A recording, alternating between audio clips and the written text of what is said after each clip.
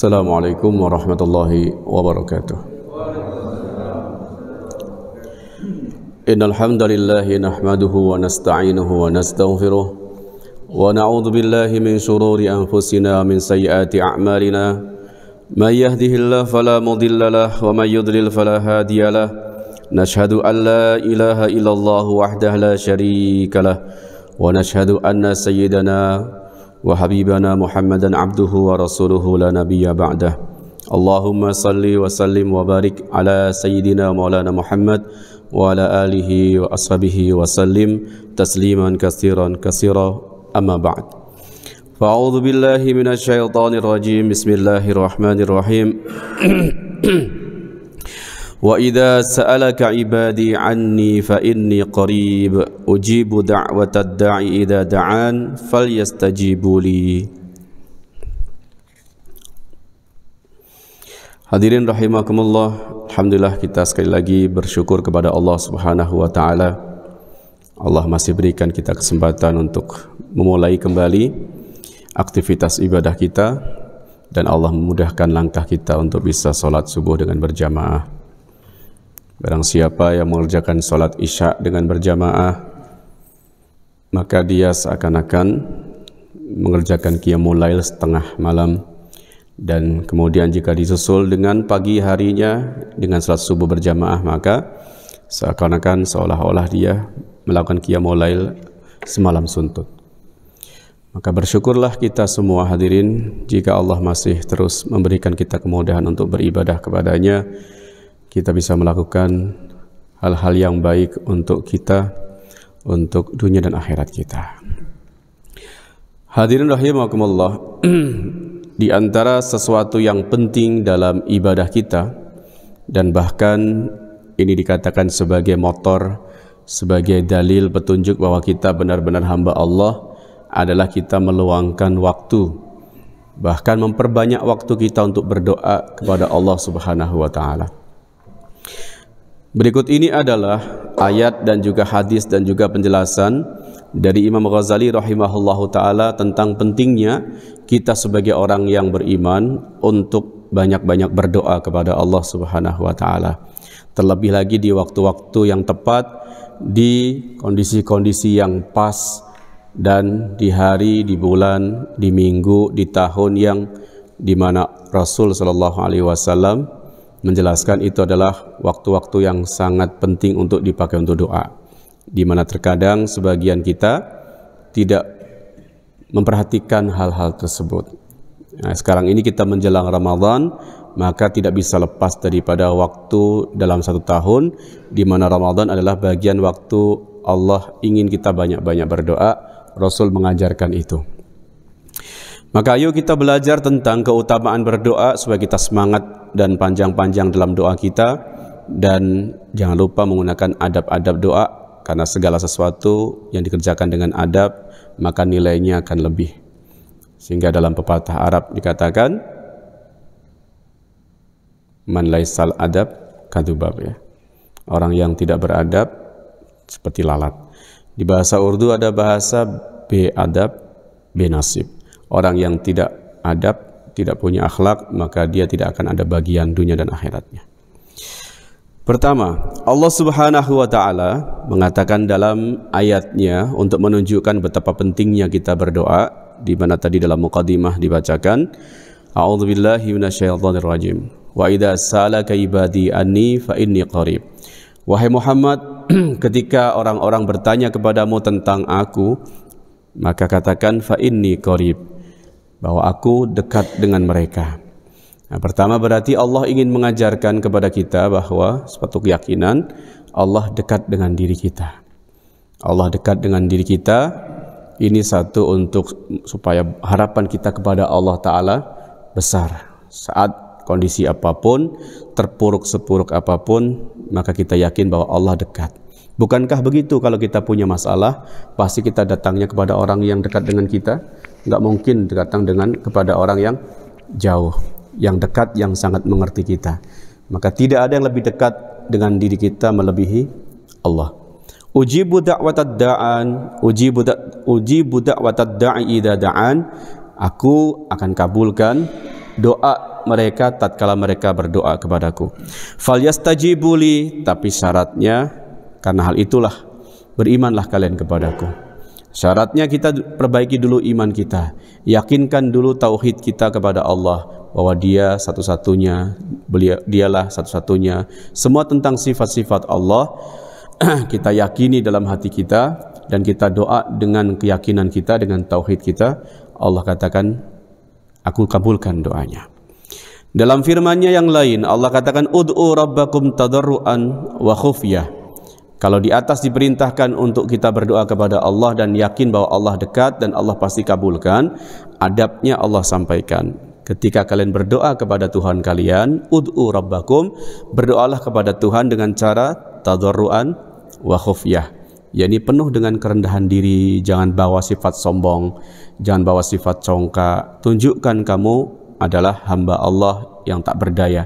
Itu adab-adab dalam doa. Wa khufyah, dan cara berdoa pun dilafadzkan dengan suara yang lembut, yang pelan, tidak perlu keras-keras, di mana nanti akan ada penjelasan di bawahnya. Dan Allah Subhanahu wa taala dalam ayat yang lain juga mengatakan, wa qala rabbukum ud'uuni astajib lakum. Tuhan kalian berkata, ud'uuni, berdoalah kalian kepadaku, astajib lakum, maka aku pasti kabulkan. Innal ladzina yastakbiruna an ibadati sayadkhuluna jahannama dakhirin. Orang-orang yang sombong dari beribadah kepadaku, mereka akan masuk ke dalam jahanam atau neraka selama-lamanya. Hadirin rahimakumullah, demikian adalah muqaddimah. Imam Ghazali menyampaikan banyak ayat, di sini sebutkan 1, 2, 3 ayat saja untuk sebagai muqaddimah bahwa pentingnya kita berdoa kepada Allah Subhanahu wa taala.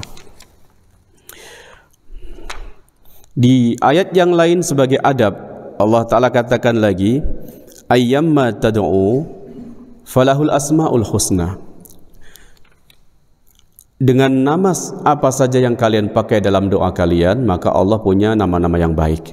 Jangan lupa, berarti nanti kita kalau berdoa, sebelum kita mulai, puji dulu Allah Ta'ala, gunakan, pilih nama-nama Allah, nama Allah banyak, dan kita sesuaikan dengan kebutuhan kita. yakni kebutuhan kita apa, maka sebut nama Allah yang sesuai dengan kebutuhan kita saat itu. Mulailah Imam Ghazali menyebutkan satu persatu tentang hadis dan juga adab-adab di bawah ini. Beliau katakan pertama, Rasulullah SAW mengatakan, inna du'a huwal ibadah. Yang harus kita yakini bahwa kata Rasul, doa adalah ibadah. Jadi jika dikatakan apa perlu kita berdoa, jawabnya doa adalah ibadah. Bagaimana tidak perlu kalau kita adalah seorang hamba. Hamba bahasa Arabnya abid, ya, ibadah adalah kata kerja, kata dasarnya. Maka berarti kalau mengaku sebagai hamba, ya pasti dia berdoa karena doa adalah ibadah bagi seorang hamba. Kemudian Rasul membaca ud'uuni astajib lakum. Doa adalah ibadah dan Allah katakan berdoalah. Ini perintah dari Allah langsung. Rasulullah SAW katakan ad-du'a mukhul ibadah. Doa adalah merupakan otaknya ibadah. Artinya mukhul ibadah disebut mukh, yakni sesuatu yang dengan itu maka sesuatu bisa, yakni sesuatu yang dengan itu maka sesuatu yang lain akan bisa berfungsi. Manusia kalau punya otak maka fungsi kemanusiaannya utuh sempurna. Itulah yang membuat kita beda dengan makhluk yang lain. Kalau doa disebut mukhul ibadah, maka berarti dari semua sekian ibadah yang kita kerjakan harus ada doa. Sebagaimana pentingnya otak bagi manusia, maka pentingnya doa untuk ibadah-ibadah kita, pentingnya doa untuk ibadah-ibadah kita. Sebegitu pentingnya sampai disamakan dengan pentingnya otak bagi manusia. Pertanyaannya nanti adalah, sudah berapa yakinkah kita dengan kepentingan doa? Lalu seberapa panjangkah kita sudah meluangkan waktu untuk berdoa? Kalau dianggap bahwa doa adalah otak daripada ibadah kita, inti sari ibadah bisa diterjemahkan dengan begitu, ya. Mukh bisa dikatakan dengan makna inti sari dari ibadah kita. Abu Hurairah radhiyallahu ta'ala anhu berkata, Rasulullah sallallahu alaihi wasallam bersabda, "Laisa syai'un akrama 'ala Allah azza wa jalla minad du'a." Tidak ada sesuatu yang lebih mulia dalam pandangan Allah melebihi doa yang dipanjatkan oleh hambanya kepadanya. Dan dalam hadis lain Rasul katakan, "Innal 'abda la yukhti'uhu minad du'a ihdas salas."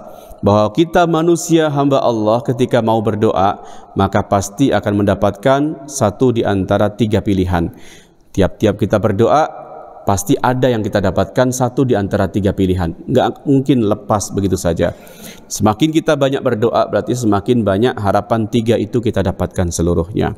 Satu pilihan di antara tiga, yang pertama adalah imadan bun yughfar lahu. Kita berdoa mungkin bisa jadi dengan doa Allah ampunkan dosa kita. Yang kedua, wa imma khairun yu'ajjalu lahu. Dengan berdoa bisa jadi ada banyak kebaikan yang Allah segerakan untuk kita, yang harusnya tanpa doa itu mungkin nanti di akhir ditunda-tundakan oleh Allah. Yang ketiga, imma khairun yuddakharu lahu. Bisa jadi dengan doa maka ada banyak kebaikan yang Allah buat simpanan kita untuk keperluan nanti di masa yang akan datang, dunia ataupun akhirat. Saat kita sangat membutuhkan sebuah harapan, maka saat itulah doa kita yang dulu pernah dan sering kita panjatkan, ternyata Allah katakan gunakan saat ini. Doamu terpakai hari ini. Hadirin, maka yakinkan bahwa setiap lafaz dan kalimat yang terucap dalam doa kita pasti Allah akan kasih satu di antara tiga pilihan ini. Dan kalau begitu merugilah orang yang tidak mau doa dan tidak banyak-banyak doa. Pertama, apa tadi? Bisa jadi asbab pengampunan dosa dia. Kedua, bisa jadi ada kebaikan-kebaikan yang Allah langsung segerakan. Dan bisa jadi ada kebaikan yang Allah simpan yang nanti akan bisa kita gunakan di masa yang kita sangat membutuhkan. Dalam hadis yang lain, Abu Dzar radhiyallahu ta'ala anhu mengatakan, "Ma yakfi minad du'a ma'al birri ma yakfi ta'am minal milhi." Sebagaimana dalam makanan membutuhkan garam dan garam juga porsinya pas untuk makanan, maka begitulah dalam kebaikan-kebaikan yang kita lakukan hari-hari perlu ada doa untuk menyempurnakannya. Artinya berarti kebaikan tidak bisa lepas daripada doa itu sendiri. Kita cek, hadirin rahimakumullah, kalau kita sekarang banyak berbuat kebaikan menurut pandangan kita ya, sudah taat fardu sunnahnya kita kerjakan, lalu sudah berapa kali dalam sehari kita panjatkan doa, karena itu adalah sebuah kesempurnaan untuk ibadah yang kita lakukan. Rasulullah sallallahu alaihi wasallam katakan, "Salullaha ta'ala min fadlih." Mintalah kalian dari anugerah Allah, fa innallaha ta'ala yuhibbu ayyus'al, karena Allah sangat suka jika dimintai. Inilah yang harus kita tanamkan, bahwa jangan ragu untuk meminta, karena Allah bukan manusia. Manusia dimintai sekali mungkin iya, kedua juga bisa iya, ketiga bosan, dan berikutnya dia akan marah. Tetapi Allah tidak demikian. Allah semakin dimintai semakin senang. Semakin banyak kita meminta semakin Allah suka. Wa afdalul ibadah intidharul faraj. Di akhir hadisnya Rasul katakan, di antara ibadah-ibadah yang terbaik adalah momen waktu di mana kita sedang menanti kapan Allah memberikan keluasan dan kelapangan. Ini berarti satu pelajaran yang harus kita tanamkan untuk diri kita dan juga anak dan keluarga kita, bahwa ketika ada satu ujian dalam kehidupan, ada satu penderitaan yang Allah datangkan, ada satu musibah yang Allah ujikan, maka di mana kita berdoa dan kita misalkan merasa bahwa kok belum hilang ya musibah ini, kok belum datang ya pengabulan doa. Ternyata Rasul katakan, saat menanti kapan datangnya kelapangan, saat menanti kapan hilangnya musibah itu, itulah juga termasuk ibadah yang terbaik. Berarti nikmati saja. Saat kita masih terus digunakan untuk berdoa dengan sebab ada satu masalah dan belum juga Allah mengabulkan doa kita dan kita masih dalam penantian, itu ternyata penantian disebut afdalul ibadah, ibadah yang terbaik. Adab atau etika dalam berdoa, di mana nanti jika kita gunakan maka pengkabulan doa akan lebih mudah dan juga lebih bisa diharapkan. Kita hafalkan. Pertama, berkenaan dengan doa, etika dan adabnya adalah ayatarassada li du'aihil awqat asy-syarifah. Kita harus cari dulu dan tahu, perhatikan kapan waktu dan momen yang dianggap mulia dalam agama, di mana di situ Allah banyak mengabulkan doa-doa hambanya. Pertama, beliau sebutkan Yaumu Arafah. Dalam satu tahun ada hari Arafah atau 9 Dzulhijjah, maka itu termasuk momen di mana doa dikabulkan. Wa Ramadan minal ashhar. Kalau dalam satu tahun ada satu hari Arafah, setiap tahunnya sekali. Dalam setahun ada juga satu bulan penuh, yakni bulan Ramadan.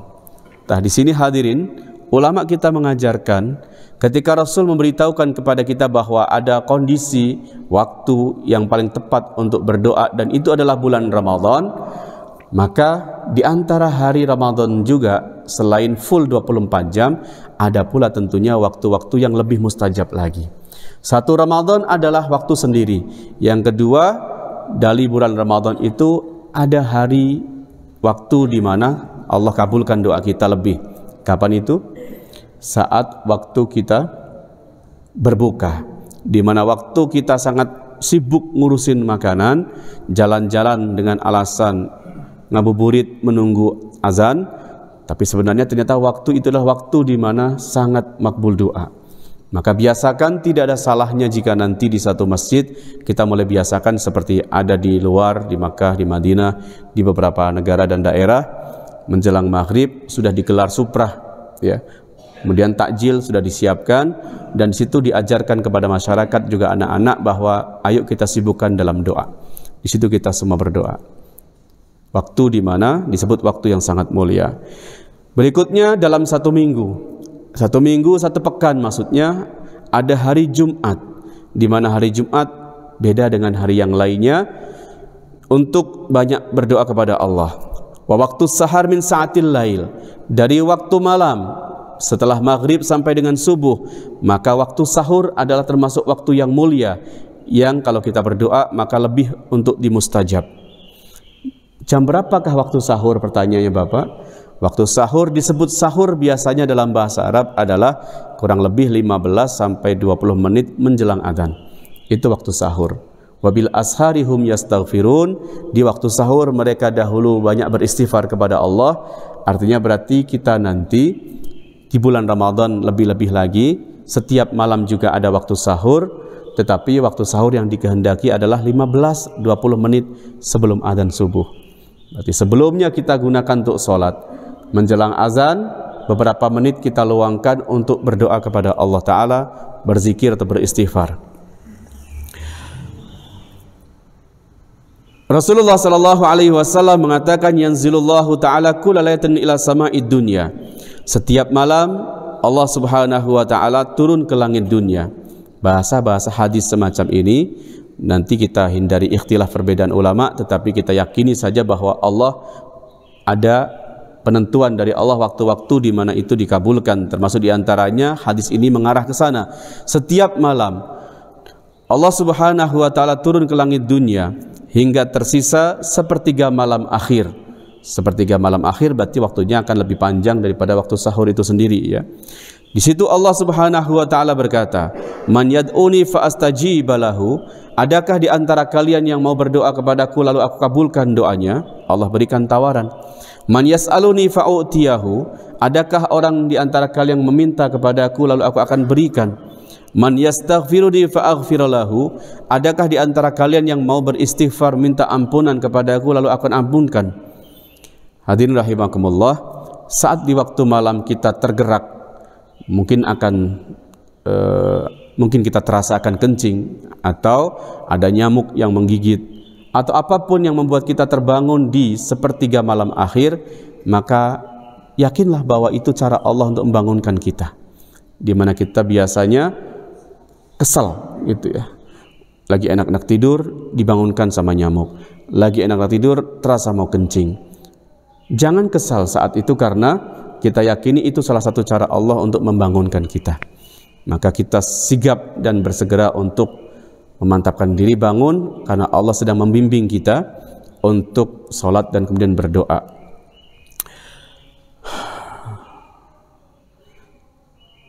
Wakila, ada keterangan mengatakan Nabi Yakub alaihi salam dikisahkan oleh Allah Ta'ala dalam ayatnya surat Yusuf, saufa astaghfiru lakum rabbi.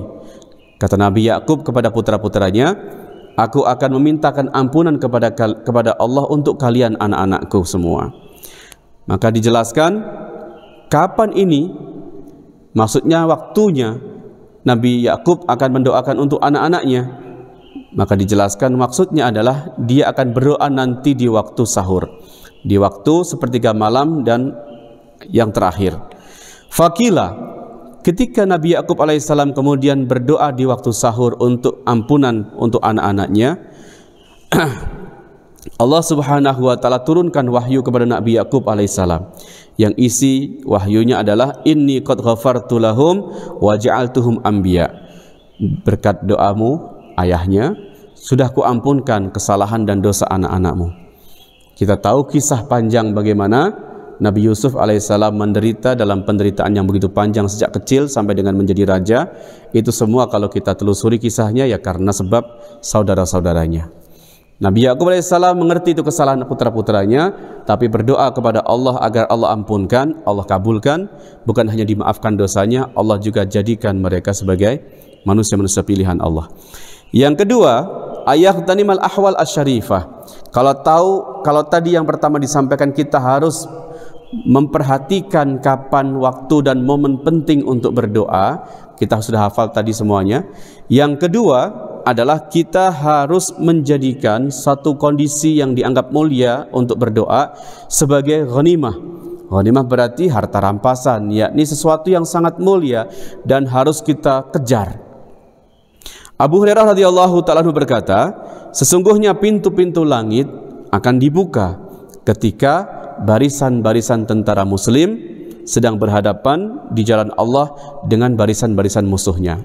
Ini berarti kondisi waktu di mana Allah kabulkan doa. Yang kedua, inda nuzulil ghais, saat Allah sedang turunkan hujan, maka itu juga satu kondisi di mana Allah akan mudah kabulkan doa. Dan hari ini musim hujan, berarti kita berpikir positif bahwa saat musim hujan kan gak ada ketentuan di hadisnya, apakah itu setahun sekali atau sebulan sekali atau seminggu sekali. Pokoknya setiap kali hujan turun itu momen penting untuk berdoa. Fa'alaikum bidoa khalfas salawat.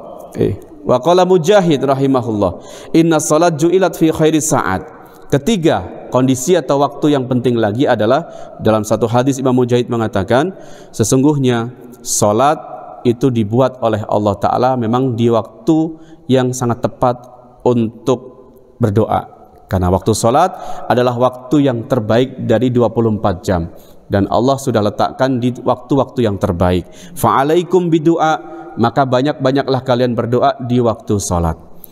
Kapan kita doa dalam solat, Bapak? Ya sebetulnya solat sendiri adalah doa ya, karena dalam bahasa Arab as-solat ad-doa. Solat terjemahnya doa sebetulnya. Dan ada beberapa hadis nanti yang akan ditunjukkan bahwa Rasul juga menyuruh dan mengajarkan kita agar kita panjangin dan banyakin doa saat kita sedang solat. Di antaranya ketika kita sedang sujud atau di tasyahud akhir. Ya terutama saat kita sedang solat sendiri, solat sunnah, panjangin doanya. Dalam salat berjamaah kan biasanya makmum bisa mengendalikan ya, ngikuti waktunya. Kalau imam ya tidak dianjurkan memperpanjang waktu karena nanti bisa merepotkan makmumnya.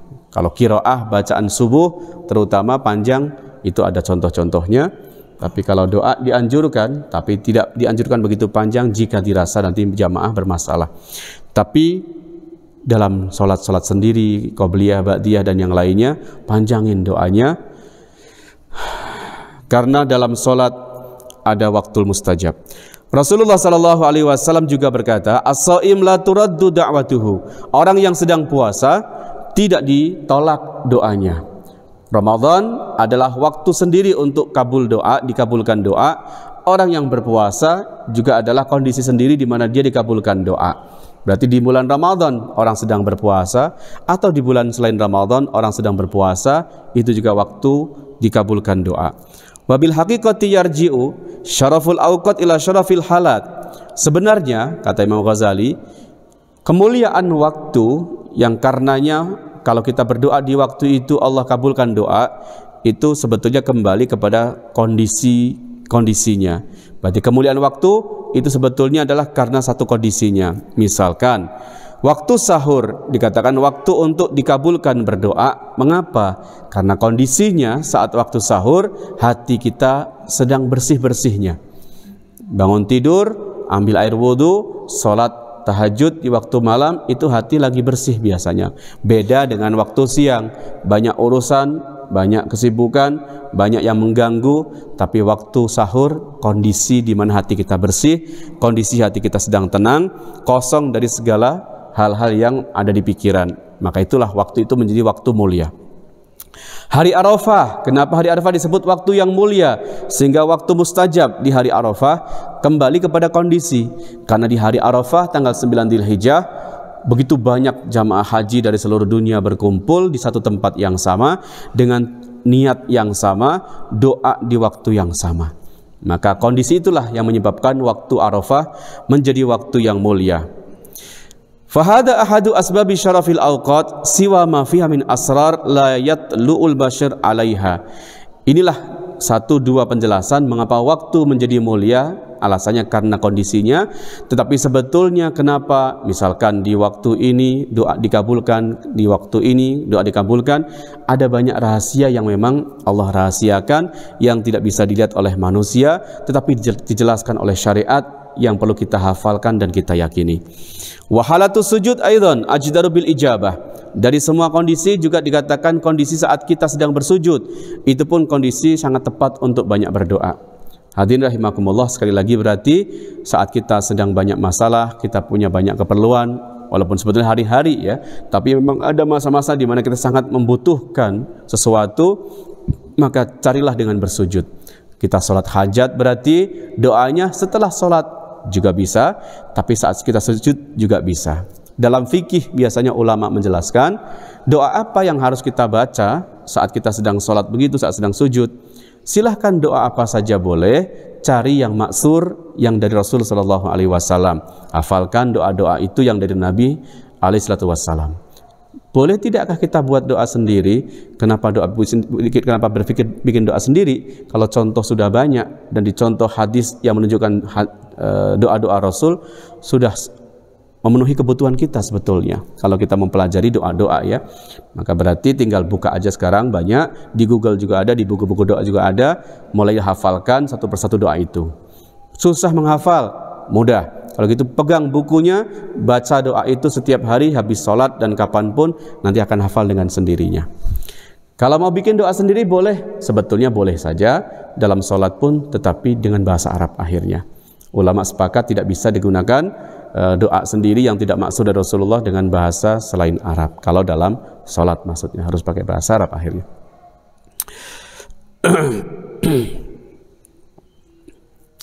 Qala Abu Hurairah radhiyallahu taala anhu, aqrabu ma yakunul 'abdu min rabbih azza wa jalla wa huwa sajidun fa aksiru fihi minad du'a. Hadis atau sebagai pegangan daripada penjelasan di atas adalah riwayat Abu Hurairah radhiyallahu taala anhu. Beliau katakan Rasulullah Shallallahu Alaihi Wasallam bersabda bahwa waktu yang paling dekat untuk hamba dengan Allah Tuhannya adalah ketika dia sedang bersujud.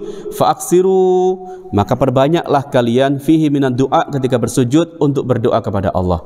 Padahal kan kita sujud doanya biasanya apa Bapak?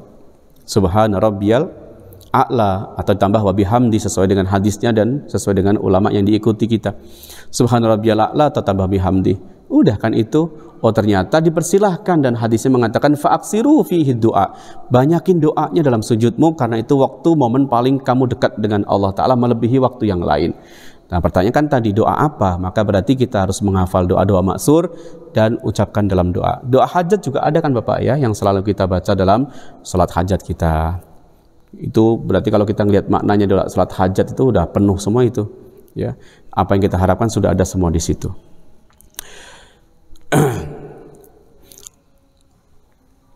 Ibnu Abbas radhiyallahu taala anhuma mengatakan, Rasulullah sallallahu alaihi wasallam bersabda, "Inni nuhitu," aku dilarang membaca Al-Qur'an kondisi dalam ruku'. Di saat kita sedang sholat dan ruku' tidak boleh baca Al-Qur'an, Bapak ya.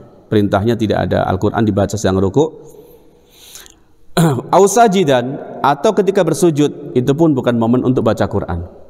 Momen baca Quran dalam sholat adalah saat qiyam, berdiri, bukan ruku', bukan sujud. Makanya dibahas khusus dalam bab fikih sholat, bagaimana jika dia sengaja baca Fatihah gitu ya dalam ruku' atau sujud, atau dia tidak sengaja membacanya, atau dia sengaja membaca surat yang lain di ruku' dan sujud. Ada pembahasan khusus akhirnya ke sana karena memang hadisnya mengatakan ruku' dan sujud bukan waktu tepat untuk baca Quran. Baca Quran adalah saat kita berdiri. Fa amar ruku' fa'adzimu fihi rabb. Lalu saat ruku' apa yang kita baca? Perintah Rasul, fa'adzimu, agungkan Allah. Karenanya bacanya subhana rabbiyal azim, maha suci Tuhanku yang maha agung. Dan ketika sujud, fajtahidu fihi biddu'a, ketika sujud maka sungguh-sungguhlah kalian dalam berdoa saat itu, karena doa dalam sujud sangat dekat untuk dikabulkan buat kalian. Pertanyaannya, pernahkah kita doa dalam sujud kita, Bapak? Diingat baik-baik. Jarang atau sering? Sering ya? Atau jarang? Jarang kayaknya. Nah, mulai sekarang berarti hafalkan doa-doa yang mudah untuk kita hafal, panjatkan dalam sujud kita. Apa yang kita inginkan itu, karena ini waktu yang paling dekat dengan Allah Ta'ala. 2. Satu, kita cari tahu dulu waktu apa yang dianggap mulia untuk berdoa. Kedua, jadikan waktu dan kondisi itu sebagai ghanimah yang harus kita kejar dan kita jangan lewatkan. Yang ketiga adalah menghadap kiblat. Doa kemana saja menghadapnya boleh, nggak ada aturan yang harus ya. Tetapi adab bahasanya, etikanya, kita menghadap ke kiblat. Berarti sengaja memang menghadap ke kiblat. Cari kiblat dulu kalau nggak di masjid kan begitu ya. Mau berdoa, hadapkan dulu wajah kita ke kiblat. Karena itu masuk dalam etika berdoa. Angkat kedua tangan, jangan ragu-ragu. Angkat kedua tangan tinggi-tinggi sehingga bisa dilihat warna ketiak kalau bahasanya. Apalagi dalam momen penting tertentu, misalkan kita minta hujan turun, itu lebih lagi hadisnya menunjukkan untuk angkat tangannya lebih tinggi lagi. Yang diangkat tangannya bukan tatapan matanya, Bapak ya. Tatapan mata ke bawah, tapi tangan ke atas. Rasulullah sallallahu alaihi wasallam disebutkan atal mauqif bi Arafah, datang ke tempat wukuf di Arafah, lalu menghadap kiblat, kemudian berdoa sampai dengan matahari tenggelam. Dan Salman radhiyallahu ta'ala berkata, Rasulullah sallallahu alaihi wasallam bersabda, sesungguhnya Tuhan kalian adalah zat yang sangat pemalu lagi maha mulia. Dia Tuhanmu malu kepada hambanya ketika hambanya mengangkat tangannya mengarah kepada Allah, Allah malu menolak dan membiarkan tangannya kosong. Nah, di sini berarti termasuk adab etika penting lagi, Bapak. Kalau doa sungguh-sungguh, kesungguhan itu ditunjukkan dengan angkat tangan. Seperti seorang pengemis kan begitu ya, angkat tangan. Pengemis aja mau angkat tangan, masa kita waktu berdoa tangan kita kemana biasanya, Bapak? Oh, kalau kita lagi nangis benar mungkin iya, tapi lagi saat imam berdoa kan kita mengamini, tangan kita nggak tahu kemana. Amin, amin. Ini menunjukkan sikap kita tidak serius dalam doa kita.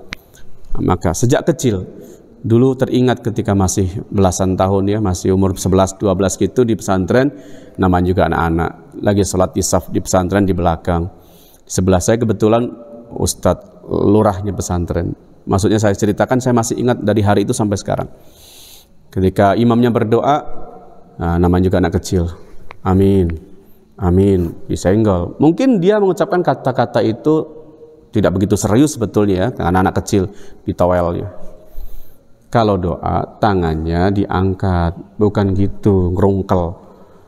Sejak saat itu sampai sekarang saya nggak lupa, umur 40 tahun dari 11-12 tahun. Nah, mungkin ya, makanya ada satu kalimat yang kadang diucapkan oleh orang tanpa sengaja, tapi itu bisa membuat dia derajatnya tinggi. Termasuk ini saya bilang contohnya. Dia mengucapkan satu kata, tetapi saya ingat sampai belasan tahun, sampai puluhan tahun begini. Sehingga setiap doa saya selalu ingat itu, jangan sampai tangan ke bawah atau menunjukkan sikap tidak peduli. Teringat sampai sekarang itu. Cek sekarang nanti, apalagi saat khutbah Jumat nih, di mana khatibnya berdoa ya, Allahumma filil muslimin wal muslimat. Amin. Amin doang kenceng ya. Tangannya kemana? Aminnya juga itu kayaknya maksudnya isyaratnya jangan panjang-panjang. Amin. Gitu biasanya teh. Khatib suka merasa begitu. Ini aminnya kekencengan. Kayaknya isyaratnya dah cukup segitu aja doanya.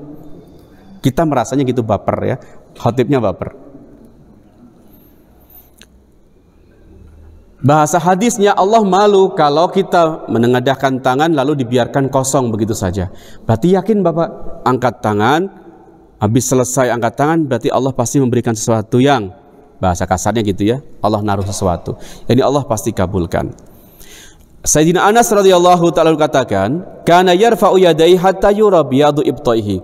Rasul terlihat berdoa dan sampai tinggi angkat tangannya, terlihatlah warna ketiak. Putih-putih di ketiaknya, warna kulit putih di ketiaknya. Wala yushiru bi asbihi, dan Rasul tidak menggunakan isyarat dengan jari tangannya.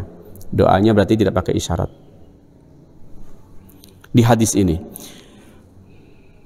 Abu Hurairah radhiyallahu ta'ala mengatakan, dikatakan bahwa Rasul sallallahu alaihi wasallam suatu kali melewati seseorang sedang berdoa. Dia berisyarat dengan kedua tangannya. Berisyarat dengan kedua tangannya maksudnya berarti dua telunjuk. Lalu Rasul mengatakan kepada orang itu, ahid, ahid. Kalau mau pakai isyarat telunjuk satu saja. Satu saja. Ahid, ahid, ahid. Mungkin kita bisa perhatikan sebagian khotib saat berdoa juga pakai isyarat kayaknya gitu. Allahumma firlil muslimina wal muslimat. Satu telunjuk saja. Ya, wal mu'minin wal mu'minat. Allahumma ansur man nasaraddin. Pakai jari telunjuk satu. Sebagian khotib kita perhatikan ada yang begitu. Kalau mau pakai telunjuk satu saja, jangan dua-duanya. Kalau ini apa? Satu. Ini adalah gambaran tauhid. Berarti sebagaimana kita menunjuk dengan satu jari, artinya berarti kita yakin bahwa Allah lah dia satu-satunya yang kita tuhankan, yang bisa mengabulkan doa kita. Setelah itu adabnya, selain mengangkat kedua tangan, Sumayam bagi ayam sahabihi ma wajhahu bi akhir doa. Di akhir doa disarankan, dianjurkan untuk mengusap tangan, kedua tangan telapak ke wajah. Jadi kalau bertanya apakah ada itu contohnya? Ada. Angkat tangan ada contohnya, dan banyak hadis yang menunjukkan Rasul berdoa mengangkat tangan di kondisi dan momen-momen yang berbeda-beda. Di kondisi dan momen-momen yang berbeda-beda ya. Sehingga ketika ada yang bertanya, ini habis azan, kan kita suka berdoa Bapak ya, Allahumma rabba hadi da'wati tamah. Kalau orang Indonesia sih refleks, saya lihat begitu azan selesai lalu kita berdoa, refleks tangannya pasti gini. Kita sengaja nggak sengaja itu refleks, Allahumma rabba hadi da'wati tamah. Biasa gitu. Ada sebagian orang yang bertanya akhirnya, apakah doa yang kita baca setelah azan itu juga kita angkat tangan? Ya, jawabannya adab dalam berdoa tanpa ada ketentuan doa kapan dan apa itu doanya adalah angkat tangan. Pakai dalil umum bisa. Seandainya ditemukan ada dalilnya Rasul membaca doa itu dengan angkat tangan, alhamdulillah. Kalaupun tidak ada, bahwa dalil umum Rasul menunjukkan berdoa itu adabnya pakai angkat tangan, dan Rasul melakukan itu di banyak doa dan waktu-waktu sedang berdoa. Dan kemudian mengusap tangan, ini juga termasuk adabnya ternyata Bapak ya, diusap ke wajah, mengusapkan tangan ke wajah itu termasuk adab berdoa. Sayyidina Umar radhiyallahu ta'ala anhu berkata, Rasulullah sallallahu alaihi wasallam idza madda yadayhi fi du'a lam yaruddahuma hatta yamsaha bihi ma wajhahu. Ketika Rasul mengangkat kedua tangannya dalam doa, maka Rasul tidak akan melepaskan kedua tangannya begitu saja setelah selesai doa, kecuali terlebih dahulu mengusapkan kedua telapak tangannya ke wajah. Jangan ragu, berarti memang itu etika adab dalam berdoa, mengusapkan tangan ke wajah. Kalau anak kecil kita juga, karena memang kita tradisinya begini ya, tanpa cari dalil dari sejak kecil banyak diajarkan oleh orang tua, hal-hal yang sifatnya memang ada syariatnya tapi tanpa dalil biasanya ya. Anak kecil di madrasah pasti tahu kok kalau doa apa amin gitu kan biasanya tanpa diajarkan dalil, refleks begitu. Ada bagusnya berarti. Nah, cuman sekarang kita mencari dalilnya bahwa Sayyidina Umar radhiyallahu ta'ala anhu yang meriwayatkan hadisnya. Dan hadis disebutkan dalam dalam kitab Tirmidzi. Imam Hakim juga ada menyebutkan hadis tersebut dalam kitab Mustadraknya. Berarti ada kita ajarkan ke anak-anak kecil kita dari sejak dini doa usapkan tangan setelah itu. Amin. Wa qala Ibnu Abbas radhiyallahu ta'ala anhuma berkata, Rasul dahulu bila mana berdoa, maka Rasul akan tutupkan kedua telapak tangannya dan menjadikan batin bagian telapak tangannya ini ke arah wajah atau dekat wajah. Segitu berarti Bapak ya. Mimma yali wajahu, dekat ke arah wajah, menghadap ke dekat ke arah wajah. Dekat ke arah wajah berarti enggak kelebihan juga, ada contohnya ya. Dekat ke arah wajah. Cuman pandangan mata ada adabnya lagi yang berbeda. Kalau tangan diangkat, kedua telapak tangan ditutupkan, disatukan begitu ya. Tangan dibuka mendekat ke arah wajah. Fahadhi hayatul yad. Maka ini adalah adab untuk tangan saat berdoa, tapi mata beda lagi. Untuk adab mata saat berdoa, la yarfa'u basarahu ila sama. Sekali-kali jangan diangkat ke langit. Kalau berdoa, tatapan mata bukan ke atas. Allahumma inni as'alukal afwa, bukan. Mata ke bawah, tangan yang ke atas. Kadang-kadang kita terlupa ya, karena memang merasa kalau kita berdoa kepada Allah, Allah yang maha tinggi, maka pandangan kita juga atas. Ternyata adabnya salah, adabnya ke bawah matanya, jangan diangkat ke langit. Sehingga dikatakan Rasulullah sallallahu alaihi wasallam bersabda, la yantahiyanna aqwamun an raf'i absarihim. Hendaknya mereka siapapun itu berhenti untuk mengangkat pandangan matanya ke langit inda doa saat berdoa, atau kalau tidak tatapan mata mereka akan dicabut oleh Allah Ta'ala. Ternyata ada hadisnya yang sedikit menakut-nakuti. Adab doanya ternyata adalah turunkan pandangan. Keempat, tentang etika berdoa adalah pelankan suara antara keras dan antara tidak terdengar. Berarti sekira terdengar tidak perlu dikeraskan, tapi juga bukan qomat kamit tanpa ada suara. Riwayatnya Abu Musa al-Asy'ari radhiyallahu ta'ala mengatakan, kami tiba bersama Rasul sallallahu alaihi wasallam ketika kami telah dekat ke kota Madinah, maka Rasul bertakbir dan orang-orang bertakbir. Orang-orang mengencangkan suaranya karena semangat. Lalu Rasul berkata, wahai kalian semua, innalladzi tad'una laisa bi'asam.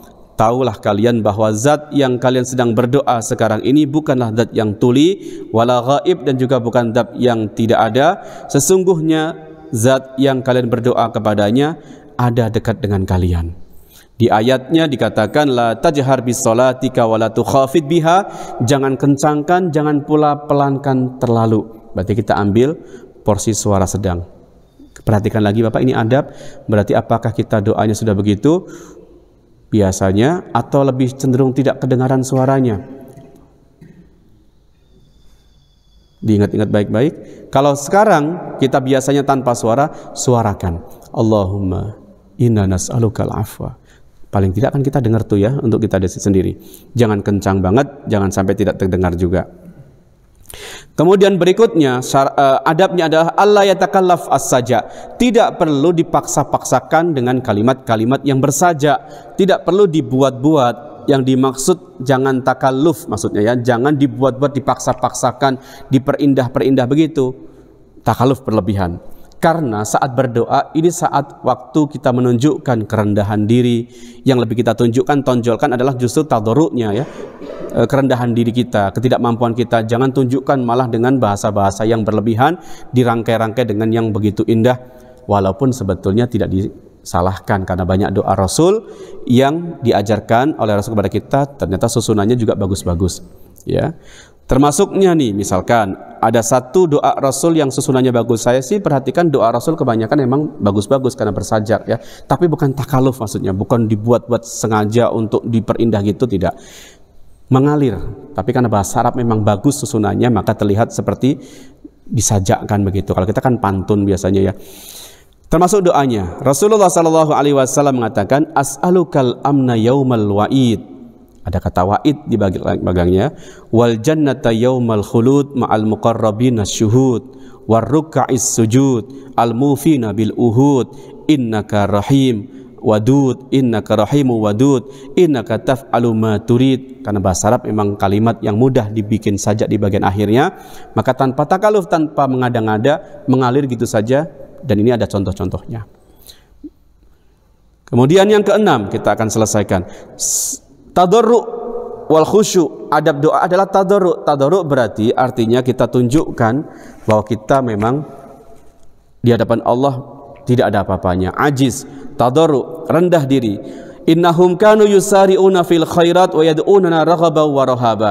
Di ayatnya Allah katakan bahwa mereka sangat cepat dalam hal kebaikan dan mereka juga berdoa kepada kami dengan kesenangan dan juga ketakutan. Ini kisah tentang orang-orang yang Allah kisahkan sebelumnya, para anbiya, para nabi-nabi yang diuji dalam kehidupannya, lalu mereka berdoa dan Allah kabulkan. Fastajaba lahum. Allah kisahkan mereka dikabulkan doanya. Kenapa? Karena dalam hal kebaikan mereka bersegera, tidak menunda-nunda. Selain itu juga mereka berdoa dengan penuh kemantapan, harapan besar, tapi juga dengan ketakutan. Terus ketujuh, mantap dengan doa Bapak, tidak boleh ragu sama sekali, yakin bahwa kita dikabulkan doa. Wa yasduku raja'uhu fihi, dan tanamkan harapan kita yang benar dengan doa kita. Rasulullah berkata, jangan sampai satu di antara kalian ketika berdoa lalu berkata, Allahumma ghfirli in syi'ta, ya Allah ampunkan dosaku jika engkau berkehendak. Kata-kata in syi'ta ini merusakkan keyakinan. Udah Allahumma ghfirli, minta apa saja, kecil besar bagi Allah sama saja, jangan dengan keraguan. Maka jangan kasih kata-kata jika engkau berkehendak, termasuk bagian belakangnya. Rasulullah sallallahu alaihi wasallam katakan, ud'ullaha wa antum muqinuna bil ijabah. Berdoalah kalian dengan kondisi kalian yakin bahwa kalian doanya dikabulkan. Wa'lamu, dan ketahuilah, yakinlah bahwa Allah la yastajibu du'aan min qalbin ghafil. Allah tidak akan mengabulkan doa yang terucap dari hati yang lalai. Berarti diantaranya adalah hati kita tidak nyatu dengan lafaz doa kita. Itu tadi berarti. Sempatkan sebentar kenapa imam berdoa kita aminkan, kita berdoa kita luruskan hati kita dengan ucapan kita. Kedelapan, ayuli hafid doa. Doa bukan sekali, tapi kita ulang-ulang. Tidak ada salahnya. Kenapa sih imam doanya bolak-balik itu lagi? Misalkan gitu ya. Allahumma inna nas'alukal afwa wal mu'afata fid dunya wal akhirah.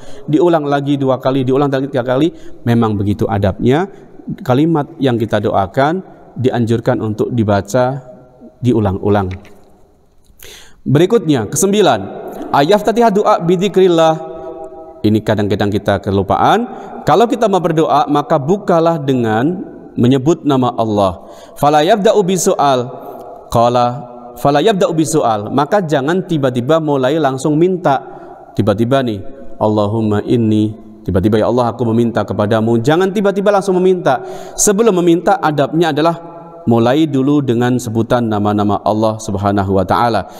Sebuah riwayat dari Salamah bin Aqwa mengatakan, aku tidak mendengar Rasul sallallahu alaihi wasallam memulai doanya kecuali pasti Rasul memulai dengan Subhana rabbiyal aliyyil a'la al-wahhab. Oh, berarti di sini kita tahu nih ya, ada penyebutan nama Allah di antara Al-Ali, Al-A'la, Al-Wahhab, yang maha pemberi, maha tinggi, lagi maha pemberi. Nah, ini satu pelajaran hadirin rahimakumullah, bahwa termasuk syarat dikabulkannya doa, lebih cepat dikabulkan adalah jangan lupa sebut nama Allah. Karena di ayat yang tadi, ayyamma tad'u falahul asmaul husna, doalah kepada Allah dan sebut nama Allah yang mana saja. Maka sedikit mungkin kita ulang sebelum kita tutup bahwa yang diajarkan oleh Rasul begitu, diamalkan oleh orang-orang hebat terdahulu kita begitu. Mungkin pernah dengar saya kisahkan Imam Bukhari di waktu 4 tahunnya diuji oleh Allah dengan buta permanen ya, sejak kecil, udah nggak bisa sembuh lagi. Tapi setelah dikatakan oleh gurunya, kamu punya kehebatan yang luar biasa, satu majelis kamu bisa dengar surat Qaf tadi dari awal sampai akhir, sekali dengar langsung hafal. Berarti kamu punya kecerdasan yang luar biasa. Belajarlah hadis sejak hari ini nak, umur 4 tahun ya, diperintahkan gurunya untuk belajar hadis, karena orang yang hafal Quran banyak tapi hafal hadis jarang. Maka kamu orang hebat, belajarlah hadis sejak dini. Si anak pulang bilang ke ibunya begitu, kata ibunya, nanti aja nak, ngapal Quran gampang karena tanpa melihat bisa. Kalau ngapal hadis agak susah sedikit. Quran kan tinggal dengar dari majelis, enak, memang Allah mudahkan gitu ya. Quran susah. Kata putranya ini Imam Bukhari, kecil waktu itu tidak, aku harus tetap menghafal hadis, kata ya, seperti kata guruku. Maka dengan sedihnya ibunya datang ke air wudhu, kemudian berwudhu, sholat. Nah ini doanya masalahnya Bapak, doanya yang kita perlu pelajari. Di sini ibunya sholat dan berdoa, di sana Imam Bukhari kecil membaca surat yang tadi subuh kita baca, surat Qaf maksudnya, diulang-ulang surat itu yang baru satu surat yang dia hafal waktu itu, karena itu hari pertama dia menghafal Quran. Ibunya doanya apa Bapak? Yal Basir. Nah di sini pelajarannya. Karena ibu akan meminta anaknya dipulihkan pandangan matanya, maka nama Allah yang pas adalah Al-Basir, kan gitu ya. Yal Basir, wahidat yang maha melihat. Yalladzi ala kulli syai'in qadir. Qadir ini mutlak, Allah mampu ya. Maka berarti dalam doa kita sangat-sangat disebut bagus begitu, sangat-sangat bagus disebut, karena menunjukkan Allah di kuasa untuk mengabulkan semua doa dan unek-unek kita ini. Yalladzi ala kulli syai'in qadir, zat yang maha kuasa atas segala sesuatu. Doanya pendek saja tapi diulang-ulang. A'id basirata ibni, kembalikan penglihatan putra mataku. A'id basirata ibni, a'id basirata bni, yal basir, yal basir. Di sini ibunya yal basir, a'id basirata ibni. Di sana putranya baca surat Qaf, nyampai di bagian ayat fakashafna anka ghita'aka fabasarukal yauma hadid. Hari ini telah kusingkap tutup yang menutupi matamu sehingga matamu menjadi tajam hari ini. Tiba-tiba langsung bisa melihat, pulih kembali. Teriaklah Imam Bukhari kecil itu, ibu, aku bisa melihat lagi. Ibunya kan dalam kondisi doa sedih gitu ya, pasti berpikirnya anak kecil, halu paling kamu nak, saking pinginnya belajar hadis kamu sampai halu begitu. Enggak ibu, ini beneran nih pipi ibu nih hidung ibu. Hebatnya doa Bapak. Maka hadirin rahimakumullah, jangan ragu, tapi cara adab doanya jangan dihilangkan, insya Allah Allah kabulkan. Paling tidak ada satu di antara 3 harapan yang Allah pasti berikan untuk kita. Tambah lagi kalau belum dikabulkan, anggaplah itu proses dan dianggap sebagai ibadah. Allah lagi ingin kamu terus berdoa dan itu terus dapat pahala dalam penantian pengabulan doa. Maka hadirin rahimakumullah, ayo kita banyakin doa dalam hari-hari kita, terutama di waktu-waktu penting. Hujan turun, doa gitu kan ya. Sholat, doa. Waktu malam bangun tidur, doa. Nggak sholat nih, nggak sholat pun doa gitu, berarti kan waktu itu waktu untuk berdoa. Tapi sholat ya jelas lagi waktu yang beda lagi. Hadirin rahimakumullah, maka itu yang disebutkan Imam Ghazali ada 9 sampai 10, dan ke-10-nya terakhir adalah beliau katakan ada batin yang sebenarnya. Ada batin dalam berdoa adalah berarti kamu harus yakin doa kamu dikabulkan oleh Allah, dan pengabulan doa itu mau tidak mau harus dengan cara satu, taubat. Kedua, kalau ada kezaliman yang pernah kamu lakukan kepada orang lain, minta maaf ke orangnya. Itu menunjukkan bahwa kamu memang sungguh-sungguh untuk dikabulkan doanya. Kembalikan barang kalau ada yang kita ambil dari orang lain tanpa cara yang halal, itu termasuk adab batin untuk supaya doa kita dikabulkan oleh Allah Subhanahu wa ta'ala. Dan di bawah ini barulah Imam Ghazali mengisahkan kisah-kisah orang-orang zaman dulu yang dikabulkan doanya oleh Allah Subhanahu wa ta'ala, tentunya dengan adab-adab yang mereka lakukan dalam doa. Demikian hadirin rahimakumullah, semoga hadis-hadis dengan penjelasan Imam Ghazali di atas menambah kesemangat kita untuk berdoa kepada Allah Ta'ala dengan waktu yang lebih panjang, dengan waktu lebih banyak lagi. Karena itu juga ibadah, jangan dianggap sebuah pekerjaan tanpa ada manfaat. Semakin banyak kita berdoa, semakin banyak dosa kita diampunkan. Semakin banyak kita berdoa, semakin banyak kebaikan Allah segerakan. Semakin banyak berdoa, semakin banyak kebaikan disimpan di akhirat untuk kita nanti jadikan sebagai alasan meminta maaf kepada Allah dan harapan kita masuk surganya. Jadi ayo kita banyak berdoa, ajari anak kita berdoa. Kalau saya pribadi sih lebih suka Bapak yang ngapalin doa susah kayaknya, Arab lagi kan panjang-panjang. Tulis aja deh, tempel. Kita punya musola di rumah, tiap-tiap kita mau berdoa baca aja, nanti insya Allah hafal dengan sendirinya. Di masjid pun boleh dibuat begitu, kayaknya imam biar nanti baca hari ini, kedua baca, nanti imam akan hafal sendiri di lain waktu. Karena itu paling mudah untuk cara menghafal doa yang maksur dari Rasul Shallallahu Alaihi Wasallam. Semoga bermanfaat dan insya Allah kita niatkan dan kita doa lagi kepada Allah. Berarti berdoa untuk Allah kasih taufik untuk berdoa itu juga merupakan kepentingan berdoa. Demikian, semoga bermanfaat. Mangga. Baik, ya rahimahullah. Barangkali ada yang mau ditanyakan. Ya.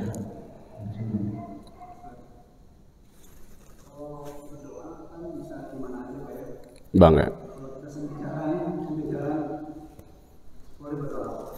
Iya, jadi berarti artinya secara spesifik bahwa doa tidak ada larangan dikerjakan dengan cara apapun, kondisi apapun, begitu kan ya. Bahkan di dalam saat kondisi yang sangat-sangat dianggap jelek sekalipun, misalkan sedang di dalam WC, begitu kan ya, itu pun tetap ada kebolehan untuk berdoa. Doa masuk WC yang kelupaan kan ya, doa masuk WC yang kelupaan pun ulama-ulama menjelaskan tetap dibaca, hanya dibacanya dalam hati. Saat kita bersetubuh pun dengan pasangan kita, maka ada doa juga yang diajarkan untuk kita baca, tetapi dengan cara dibaca pelan atau di hati, kan begitu ya. Artinya berarti menunjukkan bahwa doa bisa dibaca kapanpun, walaupun dalam kondisi yang sebetulnya nggak cocok untuk melafalkan doa, tetap ada. Maka berarti kalau kita ditanya apakah bisa dalam kondisi yang kita berjalan, ya, namanya juga lagi jogging, lagi lari pagi, misalkan kita berdoa, tentunya tidak ada yang melarang. Ya, tentunya nggak ada yang melarang kita berdoa dalam kondisi apapun. Tetapi bicaranya berarti kan kita menggunakan etika dan adabnya. Bisa nggak kira-kira saat sedang jogging begitulah kita mau berdoa, menghadap ke kiblat, angkat tangan? Bisa kan? Nah, udah, paling nggak dari antara 10 adab kita kerjakan. Walaupun tidak cara dengan duduk misalkan Bapak ya, tapi saat kita berjalan menghadap ke kiblat dulu. Itu bisa lebih bagus berarti. Sambil jalan pun, tapi ada di antara 10 adab tadi sampaikan yang kita ambil, termasuk di antaranya menghadap kiblat dan angkat tangan, itu bisa kita lakukan dengan sambil berjalan. Kalau kita emang kondisinya lagi berjalan. Maka yang lain Bapak? Yang lain, kalau tidak ada, saya mau menanya mengenai doa yang tercantum di dalam Al-Quran, ya, ketika dibaca sendiri, doa sendiri, seperti di Al-Quran seperti Al-Jini atau Rabbi Ja'alni, apakah boleh dirubah domirnya menjadi ma'amir, ya, doa bersama?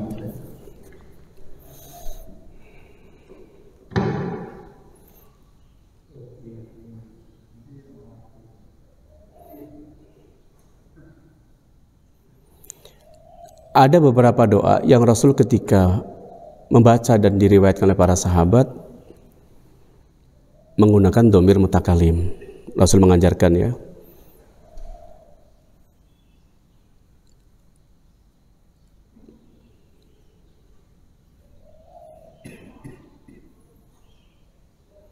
Di sini berarti ada benturan ya, artinya benturan, memang benturan. Benturannya adalah kalau kita merubah dari ni menjadi na, saya menjadi kami, seakan-akan terkesan merubah ayat itu sendiri.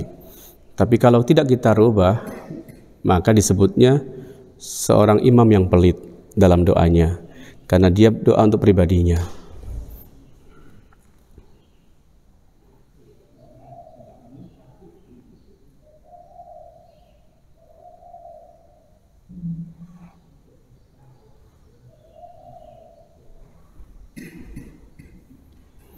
Saya belum tahu pasti nih, belum tahu pasti. Ya, artinya sebetulnya kalau mau cari aman, tidak kita rubah. Kalau mau cari aman, tidak kita rubah.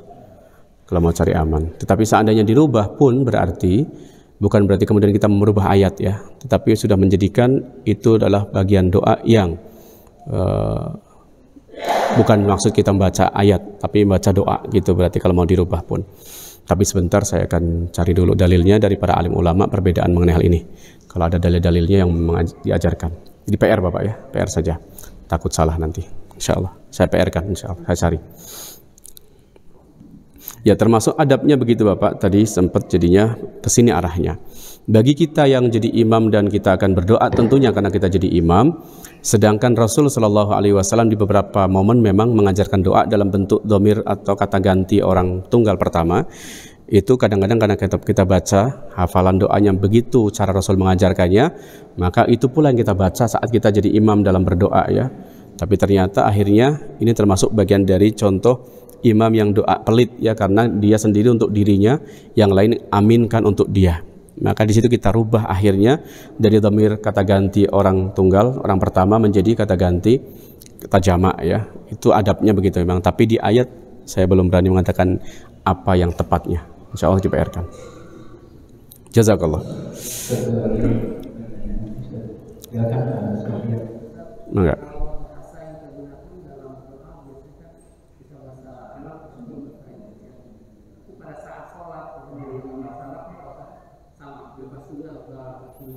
Ya, tadi itu sudah saya sampaikan, saya sindir. Doa banyak yang maksur dari Rasul Shallallahu Alaihi Wasallam. Ya, maksudnya maksur itu berarti Rasul banyak mengajarkan doa-doa. Kalau kita mau menghafalkan doa-doa yang maksur dari Rasulullah dan membaca dalam sholat dalam bentuk seperti itu yang diajarkan Rasul dalam hadisnya, nggak ada larangan sama sekali, baca saja. Di saat sujud, di saat kita tasyahud, dengan bahasa maksur dari Rasul begitu, baca saja, nggak ada larangan dari ulama-ulama kita. Apakah boleh kita membuat doa kita sendiri, lalu kita baca dalam doa kita, dalam sholat kita? Boleh, tapi harus dengan bahasa Arab. Tidak boleh doa yang dibuat sendiri dalam bentuk bahasa Indonesia dibacakan dalam tasyahud ataupun sujud. Itu disebutkan Imam Nawawi dalam kitab Majmu'nya, tidak diperkenankan. Harus bentuk bahasa Arab. Jadi kalau saya merasa sih lebih amannya daripada kita bikin sendiri, mending kita cari doa yang memang kita pelajari maknanya.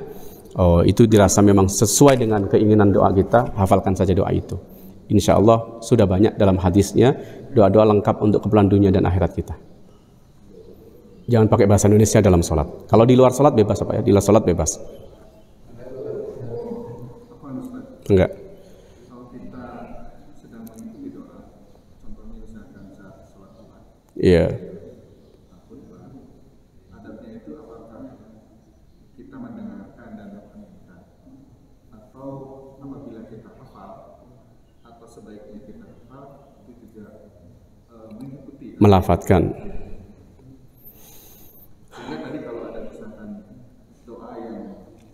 Oh ya, iya. Mengikuti, akhirnya jadi terlaksana. Dalam penjelasan dan tata cara dalam berdoa, penjelasan tata cara berdoa sebetulnya ada bagi tugas, memang sudah ada bagi tugas Bapak. Di mana imam berdoa, maka kita mengaminkan. Jadi tidak ada keterangan yang menyebutkan saat imam berdoa atau siapapun pemimpin doa berdoa lalu kita ngikuti bacaan doa dia, tidak ada. Yang ada adalah pelajarannya saat dia berdoa maka kalian aminkan. Rasul berdoa, sahabat mengaminkan, imam berdoa, kalian mengaminkan. Karena itulah akhirnya ulama juga beda pendapat dalam doa yang dibaca imam waladhdallin, amin begitu kan ya. Terus Rabbana lakal hamd, sami Allahu liman hamidah, itu diperbedakan. Contoh prakteknya dalam sebuah hadis, disebutkan beberapa hadis dan ulama beda pendapat. Saat kita dari ruku ke atas, apa yang kita baca saat itu? Imam kan bacanya sami Allahu liman hamidah. Ini doa, semoga Allah mendengar pujian orang yang memujinya. Akhirnya pelajaran bagi sebagian ulama seperti mazhab Imam Abu Hanifah mengajarkan, Imam Malik juga sama ya, bagi makmum cukuplah membaca doa saja, Rabbana lakal hamd. Artinya berarti kalau imam berdoa semoga Allah mendengar pujian yang mujinya, maka makmum tidak perlu membaca sami Allah lagi.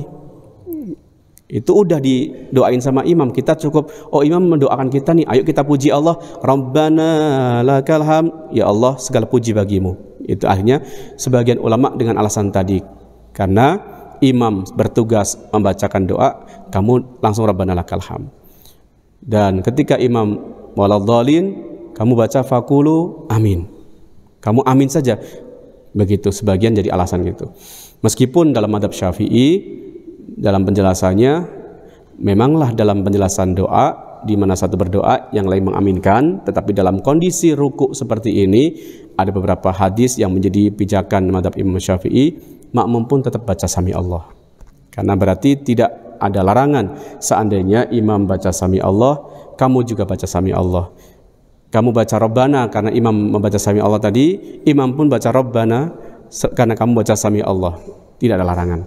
Artinya saya ingin katakan bahwa sebetulnya dalam tuntunannya ada imam, ada makmum, di mana imam berdoa, cukuplah makmum amin saja, tidak perlu mengulang dan mengikuti lafaz dari imamnya. Begitu ya. Tapi kalau dia mau mengikuti tidak ada larangan juga, tetapi anjurannya cukup amin saja, cukup amin saja. Terus baik jamaah rahimahullah, mohon maaf mungkin dari jamaah banyak yang ingin ditanyakan dengan waktu sudah melebihi dari yang sudah ditentukan. Terima kasih Maulana atas ilmunya yang telah disampaikan. Jazakallah. Kami jamaah Masjid Darul Barokah semuanya mudah-mudahan bisa mengamalkan mengenai doa, mengenai menggunakan waktu mustajab, dan tidak lupa kita mengikuti adab-adab dalam berdoa.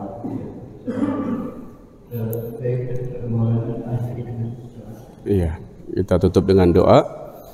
Dan ada satu kebiasaan yang dikerjakan orang-orang kawan-kawan kita yang baik, saya lihatnya itu satu kebaikan.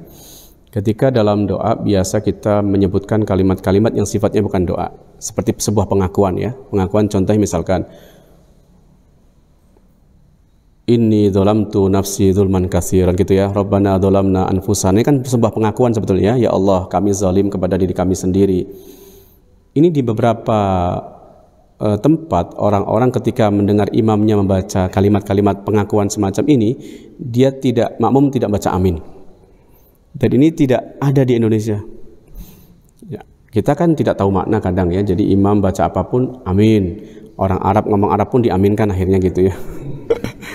Nah, di beberapa orang ketika imamnya Rabbana dzalamna anfusana, ya Allah kami zalim, makmum tidak amin. Makmum mengatakan betul ya Allah. Betul ya Allah. Pengakuan kan, pengakuan ya. Kalau dikatakan ya Allah kami zalim, amin, semoga Allah kabulkan. Ini kan nggak cocok ya, memang nggak cocok secara makna, nggak cocok. Nah ini nggak diperhatikan. Saya jadi oh iya benar gitu. Jika ketika imam Rabbana dzalamna ataupun kalimat-kalimat yang semacam itu sebuah pengakuan dosa kita, bagus kalau kita bilangnya betul ya Allah. Kan itu tadarruk tadi ya, betul ya Allah. Seperti yang imam katakan, kami seperti itu. Bukan amin, semoga Allah kabulkan kezaliman itu. Kan nggak sinkron.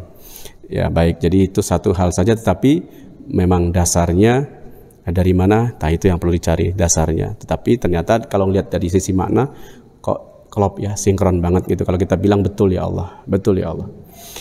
Baik, kita tutup dengan doa. Semoga Allah Ta'ala berkahi pertemuan kita. Jazallahu anna sayyidana Muhammadan sallallahu alaihi wasallam ma huwa ahluh. Ya awal al-awwalin, ya akhir al-akhirin, ya dzal quwwatil matin, wa ya rahimal yatamul masakin, wa ya arhamar rahimin, ya arhamar rahimin, ya hayyu ya qayyum bi rahmatika nastaghis, ya arhamar rahimin bi rahmatika nastaghis, la ilaha illallahul halimul karim, wa subhanallahi rabbil arsyil azim, walhamdulillahi rabbil alamin. Allahumma inna nas'aluka mujibati rahmatik wa azaima maghfiratik wal ghanimata min kulli bir was salamata min kulli ismin.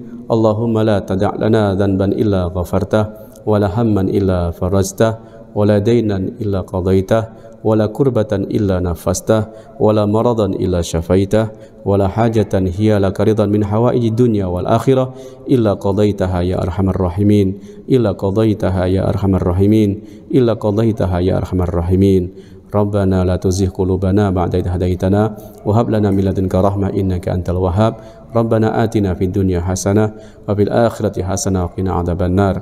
Wa subhana rabbika rabbil izzati amma yasifun wa salamun alal mursalin walhamdulillahi rabbil alamin. Taqabbal ya karim bi barakatil Fatihah.